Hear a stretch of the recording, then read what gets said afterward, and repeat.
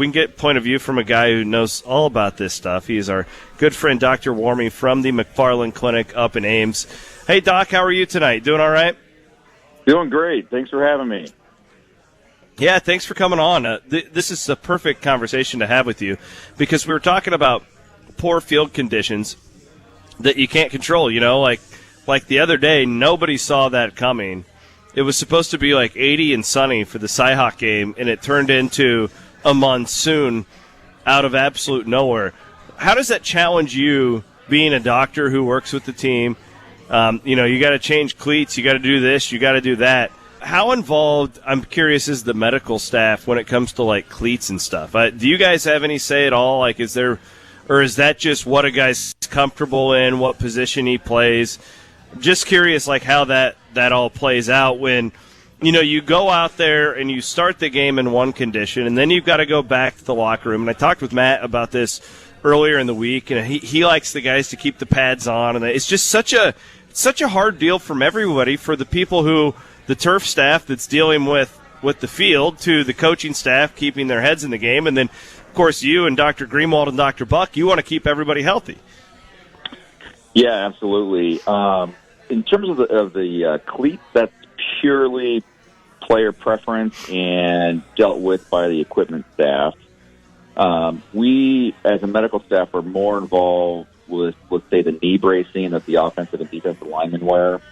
The concussion stuff with the helmets. So, gotcha. I kind of figured that would be the case, but man, I was thinking about that on Saturday when we went into that second delay, and I'm just like, man, do the guys eat? Where does that come in? Like, do you feed them another meal? Do you be like, hey, have a granola bar to hold you over? Like, there's just so much that goes into it, I feel like, when you're delayed that long. Sure. So, Coach Campbell, in terms of what I saw, was kind of letting the guys take care of themselves quite a bit. And the fact that we had been through this with South Dakota last year and everything else, it's not totally foreign territory for the kids. But anytime they come in for halftime, we've got our nutritionist has prepared a huge buffet of stuff for them to grab to refuel themselves. And so all that stuff was available during both those rain delays last Saturday. And then the guys were just trying to keep themselves mentally engaged. Some guys do that differently. Just like pre-game, some guys listen to music, some guys, just focus on stretching.